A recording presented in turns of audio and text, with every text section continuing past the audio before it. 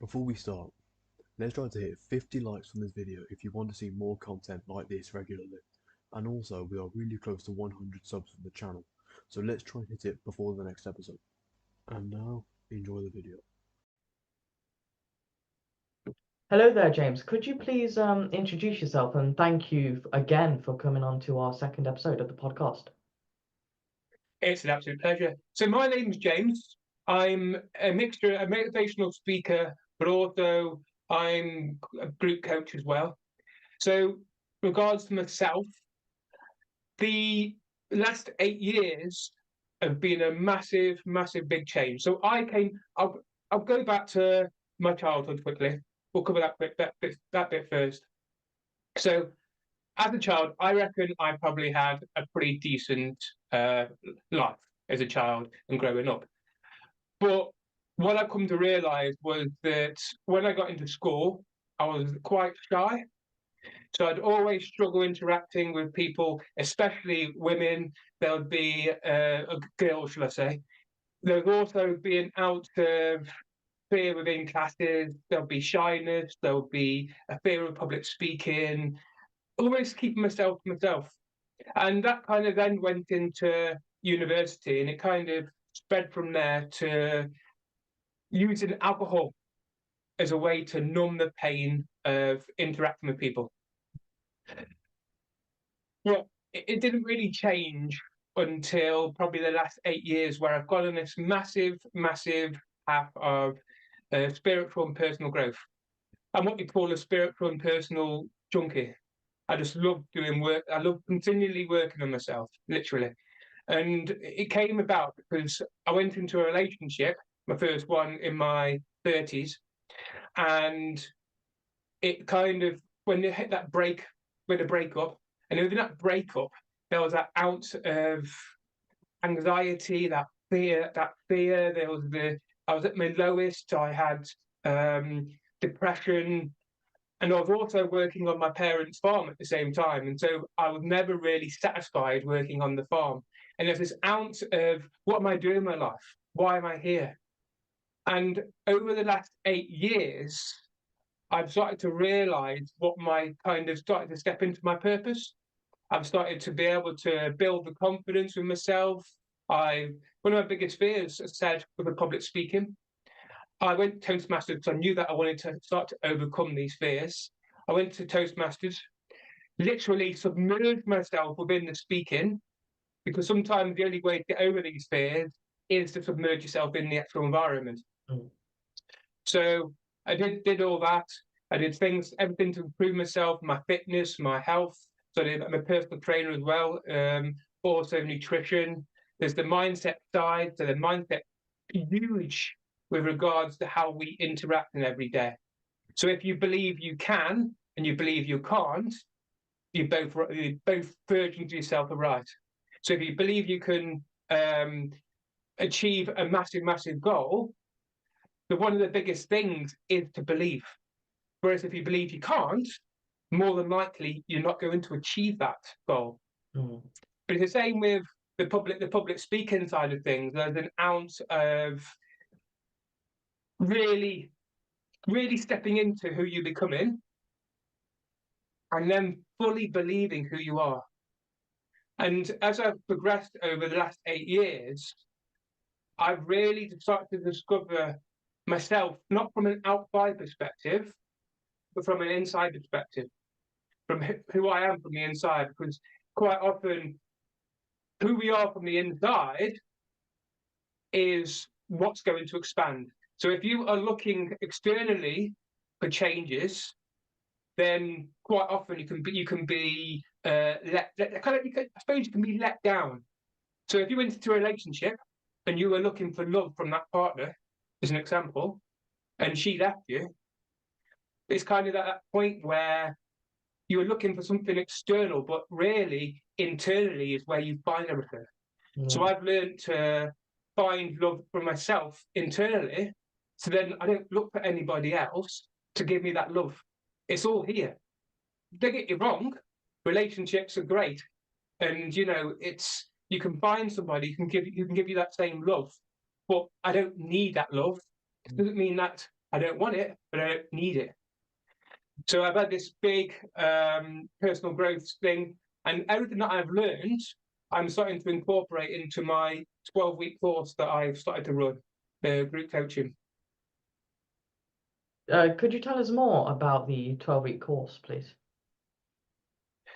So the 12-week course is split into two sections. The first section is all about focus and finding out what you want, because one of the key things in life is that we've got so many distractions around us.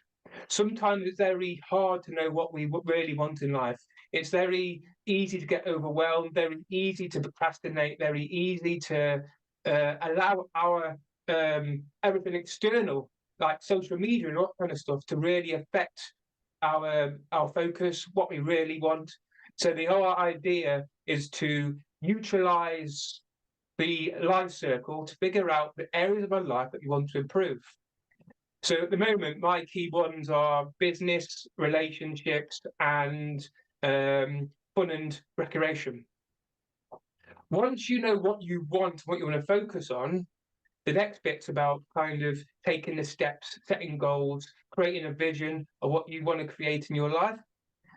Once you're able then to have this focus, you've got your goals, you know where you kind of want to go, then I start to, the next 6 weeks is about incorporating confidence, creativity, calmness into these areas. So the confidence side of things is to be able to boost us, to be able to help us to progress, because confidence is one of those things where once you start to build the confidence in yourself in these areas, you'll start to see momentum, you'll start to see progression in the kind of thing. Creativity is all about space. So the more space that we can give ourselves sometimes, the more creative we become. If you're always in your head, and you're always trying to do things, you're always on the go, we don't allow ourselves enough space for creativity. And then also then creativity comes along with calmness, because the more calm you are, the more space you have, the easier life gets. And so it's kind of you create that calmness within yourself. So it's 2 stages. First stage is about focusing. The second stage is about incorporating confidence, creativity, calmness into these areas of focus. Yeah. So obviously, James, everyone has a big goal in mind, but what are some of the common barriers that stops them from taking action towards their big goal? So the biggest barrier, I think personally, is if the goal is too big, people are easily going to get overwhelmed. Mm. We've got enough distractions within our life generally, whether it's social media, TV, whether it's just our environment. So having something not think it wrong, we all need big goals and dreams. Yeah. But it's about bringing yourself back to focusing on something a little bit smaller. So you've got your big goal, you're going to break it into little chunks. That's where you get the focus. That's where you get a bit more focus, a bit more. You're able to be able to see what you need to do. But another one is procrastination, and I think procrastination comes again from having too many things to do. So if your goal again is too big, you're more likely to procrastinate. Mm. But it's also, if you have fear comes in it now. So today, I was recording a session for my workshop, and today's session was all to do with fear. And I realised that I've got some fear in my throat here. So quite often you can start to understand the fear by connecting to the body and finding out where the fear is. You might have a sensation, or you might have a feeling. Within that sensation, I realized that it was more to do with fear of success, fear of failure. So there's both. Now, this can obviously hamper towards achieving your big goals massively, because the whole idea as human beings is we want to be safe. Of course. Yeah. So if you've got fear, the reason I have fear of success and fear of failure is because with the failure, there's that sense of as human beings, we want approval as well. So this fear of failure, if I fail, then I'm not going to get approval of people around me. There's also this sense of fear of success. So when I start to become more successful, there's this ounce of fear that I would have to leave certain people behind. And during the prehistoric times, we used to have this, there was a big fear because if you left the tribe, more than likely you'd end up dead. So there's a sense of fear of leaving everybody because it's quite, the brain's quite a complicated thing, and we can be affected. It's still programming from prehistoric times. So there's an out of, once we leave people, we have this fear of death kind of thing. That once we step out of our comfort zone or we step out into uncertainty, we don't know what's going to happen. So our body always wants to be safe. So we've covered fear, we've covered overwhelm. Some more of the biggest barriers is some people are afraid of hard work. Yeah. Yeah. We want this dead easy life. But in order to achieve our dreams, there has to be this ounce of hard work. Not necessarily like they do, motivational speakers talk about lots of hard work, you've got to graft 24/7. I don't believe in that. But what I do believe in is that there is still this ounce of work that you need to put in. So how would you say one can maximize their productivity towards their, goal? So the first thing, again, it was similar to the course, pulling yourself back, getting a focus. Because with a focus, there's a sense of you can narrow your goals down. It can be easier to create this environment which is easier to achieve things. Another thing could be your environment. So if you've got an environment which is very, very busy and things, it's very hard to focus because your kind of mind just gets really messy. That's what I personally find. I personally find is if my house is too messy, I find it very hard to focus, to concentrate. Productivity. Yeah, so focus is definitely one. And then it's kind of breaking it all down to nice, achievable chunks. So what we want is the whole thing to be nice and simple. So within creating new habits, you want to create 4 things. You got to make it attractive, you got to make it simple, you got to make it easy, and you've got to make it, I can't even think of the 4th one. But there's 3. But the idea is you've got to make it as simple as easy as possible. So if you want to, say for example, you want to go for a run, but you never ran before. If you were just aiming for 4 miles, and it'll be very difficult. But if you aim for, say, 500 meters for the next 60 days, so it becomes a habit, and you put your clothes next to your bed and your trainers next to the door, and you almost say, at this time, so tomorrow morning at such and such time, I'm going to go for a run, you're more likely to do it. Because quite often we will say things like, oh, tomorrow I'm going to go for a run. But if you have a time and place where you're going to go for a run, you're more likely to do it. Productivity, let's think, what do I personally do with myself? So I have time slots. I've started to create time slots as well. So I have 1.5 hour window where I work, and then I have 30 minutes of downtime. Then I'll do a next set, and I'll perhaps do, to start off with, I do 3 or 4 if I've got a whole day to myself to work. But also, it's not about being so having your day, but don't be too harsh on yourself. So this might sound counterproductive, but if you're saying to yourself, get into perfection mode and saying, I need to be doing this time, this time, this time, and then you don't, and then you're having a go at yourself, you're creating this feedback loop, which is all to do, isn't really helping. But if you create a feedback loop where you're doing less, so say, for example, you have perhaps 1 hour and a half window, and then build it to 2, and then build it to 3, you're more likely to achieve. Whereas if you try to do it all at once, and you start becoming trying to be too perfect, you're more likely to fail, and you're more likely to judge yourself. So quite often it's the words that we say to ourselves. And if I say to myself, oh, I'm rubbish, well, I can't, why am I doing that? Getting angry at myself. You're more likely to do it. Whereas if you kind of change your self-talk at the same time, saying, I'm amazing, or I can do this, it's working, yes, then you are more likely to do it.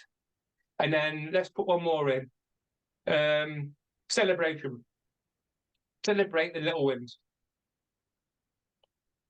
So once you do something that you know is good, like you might get downstairs in the morning and have a glass of water, that is a win. And it's about taking the small win, because the more that you win, the more it becomes a habit, and the more that you'll do the things to create these new habits, these new productivity, these big goals. Is all about small wins. Yeah, so instead of going straight for the one goal, breaking it up in steps is a lot, more achievable, and then eventually you will get to that one main goal. Mm-hmm. Definitely. I seem to be firing all these answers at you. I'm almost bringing them all into one big ball. Yeah. And it's them kind of like small individual wins, like you said, having a glass of water in the morning, that basically puts you in this kind of like rhythm of every so often you achieve such goal, and then these goals achieve, obviously, like I said, the big goal. Yeah, well, quite often, I know, I'm not going to say names, but I know someone who's struggling quite a lot with the confidence, and it's a negative self-talk that we might say to ourselves on a daily basis, and that's kind of bringing them into that kind of negativity quite a lot. But if you can become more conscious and observe what's around you and the little wins. So say an example, you might I get up at 5 a.m. That's a small win. Celebrate it. I read in the morning as well. That's celebration. I write in my journal, celebration. So the more that we celebrate, with a glass of water, eating healthy, going to the gym, doing half an hour business, or even completing an hour and a half, they're both victories. The more that we celebrate these victories, the more that we start to create this feedback loop of positivity. And it starts to create this kind of momentum, which then builds and builds and builds and builds. And it's this momentum which you want. But also, with momentum, the opposite of momentum is resistance. So if you are starting to progress and you're starting to see this momentum, what you'll notice is the opposite of that is resistance. So if you're getting a lot of resistance, it's not about getting angry at yourself. It's about standing back, becoming conscious of it, and then deciding that, okay, I've got some resistance here to whatever I'm doing, which means that I am creating momentum. And then having to take a few deep breaths and asking yourself, what's the one thing I can do now to carry on? So it's not about the to-do list, the 10 other things that we need to do. What's the one thing I can do now? And then create that momentum again. And then you'll probably get more resistance and you get momentum. That's okay. So that momentum, as you build it up and you get obviously higher and higher and higher, that's kind of what swings you pretty much into achieving that bigger goal. And Yeah. edit style, right? Do you want to carry on? You're the editor, Kean. I'll let you do that. Sorry, James. I start talking, let's lose it. Alright. Yeah, I need to So work on that, but We all lose it. It's like, again, this now is momentum. So you've got momentum pushing the podcasts, but what you'll also find is there'll be an ounce of resistance. So there'll be an ounce of you. Quite often, we all have that little voice in the head saying we are not good enough or we're not worthy. So then it's about then that might start to hinder how we kind of think. So then you might have that sabotage in ourselves, which then stops us from thinking. So then we lose our place. So then it's just about then, okay, that's there. Take a nice deep breath, and then kind of, I personally then move myself from my head into my heart space. So I'm connected to the body, and then I'll carry on.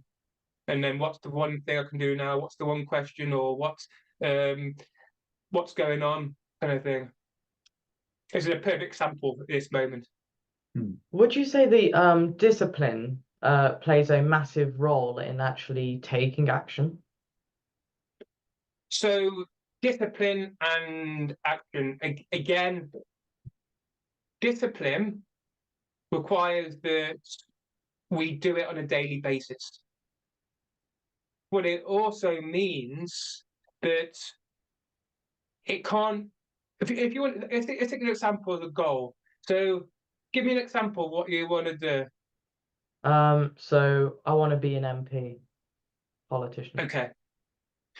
So what you're going to start off with, if you wanted to create momentum, you wanted to create discipline to get to that stage where you've got that goal, first thing is you need to do, you need to kind of break it down, work out what's the first thing that I need to do. So if you use an example of public speaking like Toastmasters, first thing that I'd had to do with that was to find out where can I start to speak. So where can I go and speak and to be able to submerge myself in that environment? Then the discipline was then kind of the idea then was, what do I need to do next? Okay, I need to go to that evening, get myself booked on, go to the evening. Then a discipline comes in.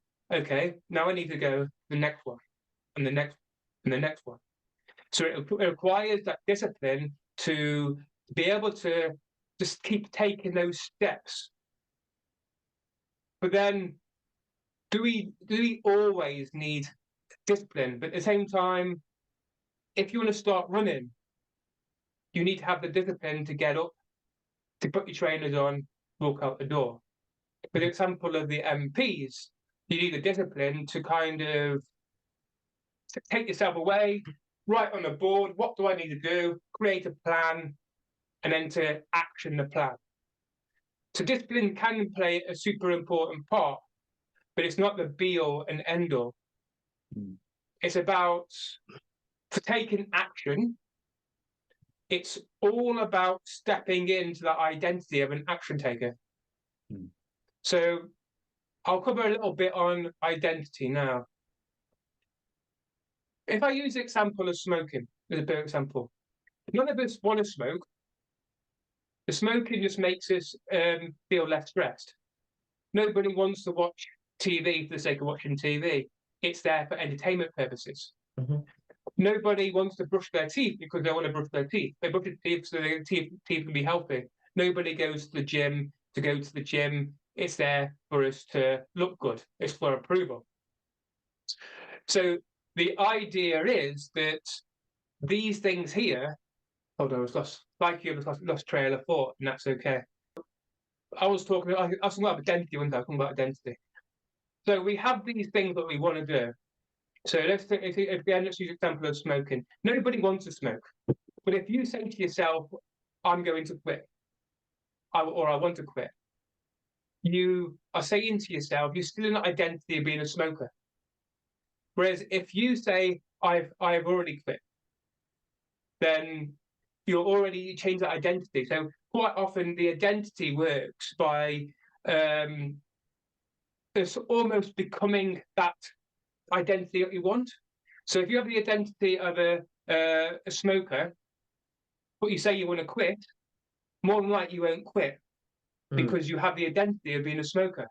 You change the identity to a non-smoker, suddenly you become that non-smoker. You start to live that non-smoker personality, and it's easier to quit. It's like going to a gym.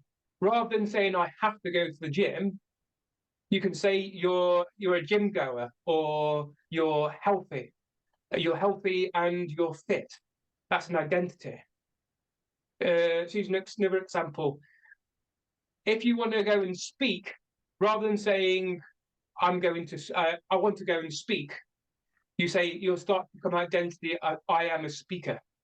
That's why some people start to live the sense that they start to say they're a speaker before they are a speaker, because they're moving themselves into that identity. So, for example, yourself, you could say I'm a politician. So you become that identity before you see the evidence around you. But the idea is that once you submerge yourself in the identity of the politician, you would then find everything will start to sink itself into what's going on around you. You'll have opportunities will appear, people will come into your life. You'll almost submerge yourself in that environment from becoming that new identity. So I'd say it's more about identity than it is about anything else. All right. So you were on about like identity. How can someone like properly find out who exactly they necessarily want to become and how they can obviously get to that goal? Okay, so what we'll do first, we'll park the goals over here, okay, for a minute. First thing we'll do is we'll focus on identity. So, for example, if I wanted to become a speaker, as an example, and my goal was to be a world-class speaker.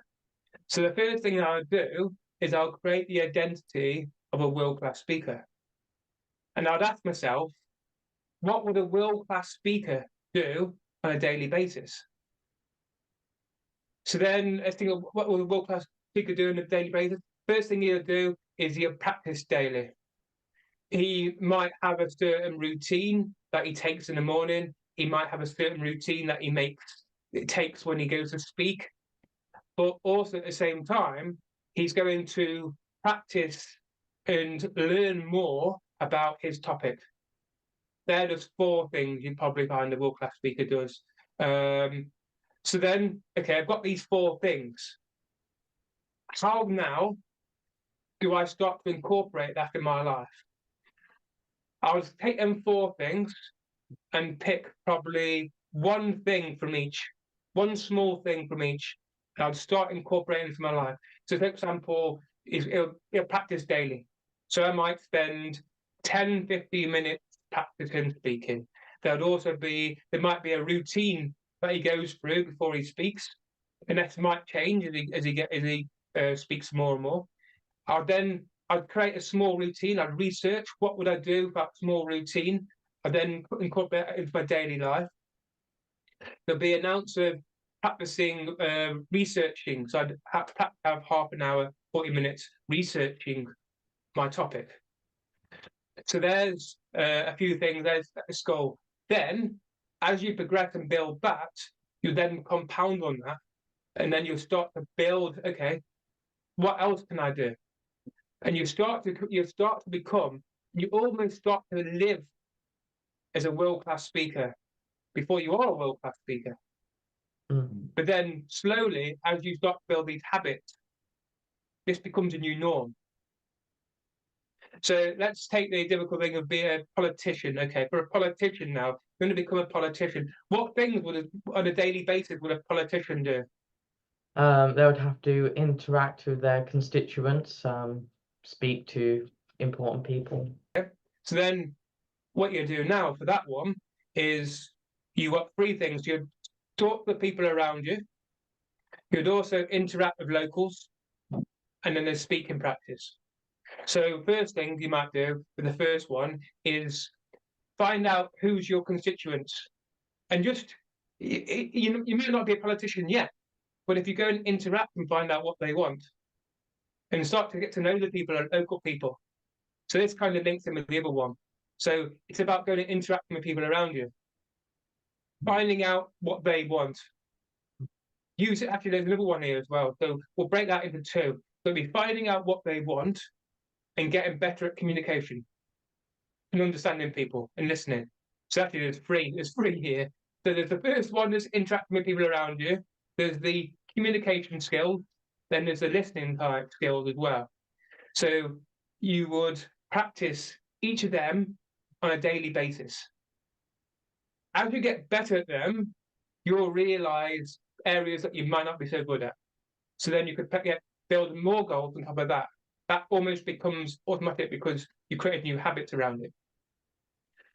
So then you expand upon that and start to build more habits around that. So almost you become on a daily basis a politician because you're doing what politicians do. You're interacting, you are communicating with people, you are listening to what they want, you are helping people where they need the help. So then once you've created that identity of a politician, slowly you'll notice as you're going around doing this stuff is that you're getting closer and closer to becoming towards your dream goal, which is politician. When you're speaking, who are your target audience? So at the moment in time, I've put the speaking kind of the back burners at the moment. So my main focus is on the course. Now I'll tell you why I've done that. Again, it can get very overwhelming trying to run both the speaking, even though they're both in the same business, it can get very overwhelming trying to speak and coach at the same time. Especially with the marketing side of things and trying to build the business. So with regards to speaking in the past, I used to speak to a lot of schools. A demographic, to be honest, I didn't really have a demographic. With the course, again, it is aimed at men and women, but I find more women come on the course. It's online, so there's no specific area that I target. Yeah, it's generally people who struggle with confidence, who have social anxiety, who struggle in everyday interactions. Yeah. It could be people who just generally in everyday life, they just lack the focus. They lack, they perhaps doing a job they hate and they want to change, but they don't know how to change. Kind of thing. This is a question I should have perhaps prepared for, but An interesting thing is me and Kian would struggle quite largely with public speaking and social anxiety, and we've done quite a bit. You've just got to put yourself out there, really. So quite. It's also difficult because some people have the mentality of putting themselves out there, but at the same time, there are some people out there who wouldn't even think about doing that. Because again, if we talk about human beings, they want to feel safe. Yeah. So stepping into public speaking that creates uncertain because they don't know. Quite often, a lot of people have this fear of being judged. Yeah. So when you're on stage, you're thinking in your head, what's going on here? Kind of, they're probably thinking I'm rubbish, or they're thinking I'm crap. But nobody's thinking that. Most people are thinking, I'm glad he's up there, but not me. But it's this idea that it creates this, when you step onto the stage, You don't know what's going to happen. Mm. You could have an absolutely amazing session, but at the same time, the session could absolutely be terrible. So there's that uncertainty. So as human beings, we want to feel safe. So we'll do whatever we can to feel safe. Mm.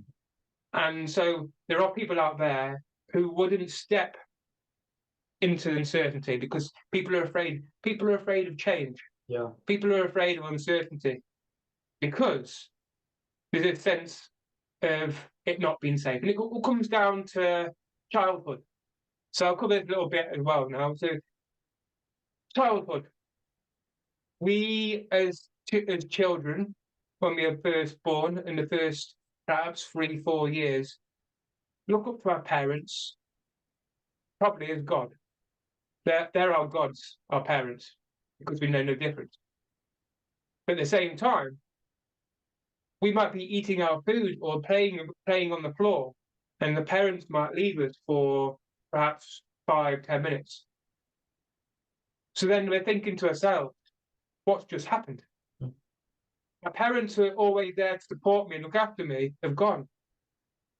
So then we might feel abandoned or rejected. So then this carries on throughout our whole childhood. So there's a lot of people who have fear of abandonment, fear of rejection, and you get this kind of this people pleasing. And I can talk about it because I've been there. I know about it. So I would please people to make sure that I had the approval, that I didn't get rejected, I didn't get abandoned. So I'd almost play the joker, the clown, in order to entertain people, make them laugh, to approve me. Mm. And there's a sense that our childhood still plays out in our adult lives. So you've got what? So have you heard the inner child? Yes. So you got the inner child. So the quite often, if you have been if you feel this fear of rejection, if fear of abandonment, you are always looking externally for love. Mm. So as I was talking about earlier, in a relationship, you might look for love externally, but when you find the love internally, when you kind of allow yourself to acknowledge and nurture your inner child, you can change the whole concept of what's going on. Mm. So when your child knows it doesn't need to look for external things for love, you start to feel safe within your body. And so then once you start to feel safe within your body, whatever you do, you start to feel safe. So that's when it's easy to step into change. So it's about acknowledging your inner child and giving your inner child the love it might not have received as a child, or it might have thought been abandoned. So how do you do that? Mm.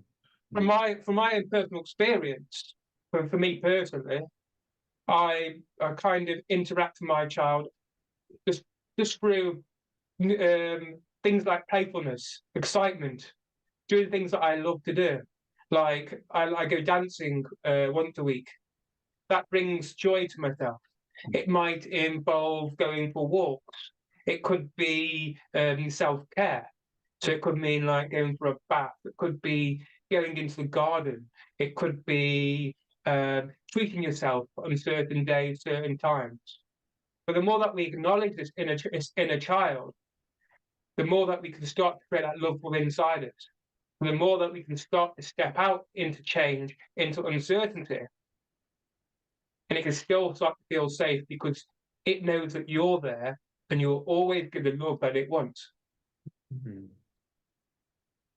So, do you have any tips or tricks for anyone, right, who, let's say, wants to take action on themselves, whether that be business, talking, um, effectively any like endeavor? Do you have any tips for that person? First things first, get started. There's no time like this moment. Mm. Because quite often people will say that can't start yet. It's not the perfect timing. It's not. I'm not ready. I'm not ready yet. Mm. Nobody is ever ready to start. And the longer that you put it on hold, the harder it's going to be. to start. So it's about starting in this moment. That's the first thing. The second thing, as we keep talking, is to have a focus. Once you have a focus, it's easier then to put all your energy into that, whatever you're focusing on. Small, as we talk about again, small goals. It's about kind of figuring out what you have to do. So as we said about with the public speaking, your first step might be just to find out where can I go and speak. The next step might be, as I said, go to the actual place. Then it's about speaking. It's about submerging yourself into that environment. So if you say, for example, you wanted to build a business, first thing, start now. It might be something as simple as just kind of writing on a board some ideas. It might be as simple as writing an action plan or a business plan. But the idea is just to get started. The next thing might be, rather than focusing on loads of different things, just sit back for a moment, take a few deep breaths, and ask yourself, what can I start doing now? Yeah. What is the one thing I need to do now? And quite often the answer will come. Understanding that with momentum comes resistance, as you mentioned. And it's about acknowledging the resistance. But at the same time, I'm a very big believer in starting to connect with your intuition as well. So your intuition, when you start to connect with your intuition, quite often everything that you need will as you start to take action, will appear. You might get new opportunities. People might come into your life. You might have a book which comes into an idea. Yeah, I think it was about 5 or 6. But the main thing is to get started now. Stop putting it off and just go. There's no time like now to start doing things. All right, so I think on the second point where you mentioned try and focus on the thing you're doing, let's say someone's really struggling with focusing, like, I don't know, they've got something like ADHD or something, right? Do you have anything for someone who is trying to focus and on how to focus? So this isn't about focusing as in you've got to put all your concentrations in that one thing. When I say focus, it's about narrowing down what we want to do. So you have, in the wheel of life, there's 10 areas that you want to concentrate on. So there's business, there's finances, there's relationships, family, friends, fun and recreation, contribution and giving, and there's another personal and spiritual development, and there's another 2 areas. But if you have to try and run your life on all them areas, it's very difficult to know what to do when. So then again, it's about figuring out what areas you struggle with, and then picking one area, and then focusing on that for, say, 3 months or 6 months. And it's about bringing yourself back in. So as soon as you start getting overwhelmed, start looking, or start getting a bit like, oh, I should be doing that, should be doing this, should be doing that. Bring your energy back into your body. So quite often when we are looking at different things, like boom, boom, boom, boom, boom, boom, boom, our energy is scattered all over the place. Bring yourself back into your body. And so once you've done that, that's when you need to ask yourself, what's the one thing that I can do now? So that brings us back from being scattered to being like, what is one thing? And then do that one thing, and then ask yourself, what is the next thing? What is one thing I can do now? And do that. And as soon as you realise you started going all over the place again, bring yourself back in. It's a habit. So in the response that probably the first month or 2 months or 3 months, or maybe the first year, you might find yourself going back and forward like a yo-yo. That's okay. But at least you're trying. Mm. And eventually, at a certain amount of time, it'll get easier and easier. Quite often we give up too soon. And so it's about keep bringing yourself back into your body. Give that one thing. And then you might have good days and bad days. And that is okay. That is okay. You might have days where you're able to focus a bit more, like the first hour. There might be days where you procrastinate. It's not about being perfect. It's about continual progress, Yeah. getting better every day. And if you think of there's a book, Atomic Habits, Yeah. Yeah. James Clear, he talks about a 1% increase every day in that thing. Small little incremental steps. And if you find yourself quite often, and I've been in the past where got to a point where I was trying to do too many different things. And you get overwhelmed, and you start missing things. Mm. So it's about picking one or two things that you can work on. Now, for some people, including myself sometimes, that can be really hard. But it becomes a habit the more that you do it. I want to thank you, James, Yeah. for joining us on the second episode. I want to thank you as well, and might try and do a second part to this one. Yeah. Let me know and we can sort a date out. Thank you for your Absolutely. time. Thank you very much, mate. Thank you. Of course, if you were able to send over some more information over them courses, And we will. Yeah. and then Yeah. we Yeah. add a little segment to the end. Yeah. I'll get it sent to you probably in the next couple of days. Cool. Thank you. That's okay. Thank you very much. Thank you. Thank you very much. Right. So have a good day, mate. Have a nice Thank you. afternoon. Bye. Bye. See you, mate. Are you someone who lacks self-confidence? Do you struggle in social situations? Then I think you might need James's new 12-week online life coaching. In this course it covers boosting your confidence in social situations, better sense of direction and so much more. The release date of his new course is the 18th of April 2024. If you are interested, contact James in the description below.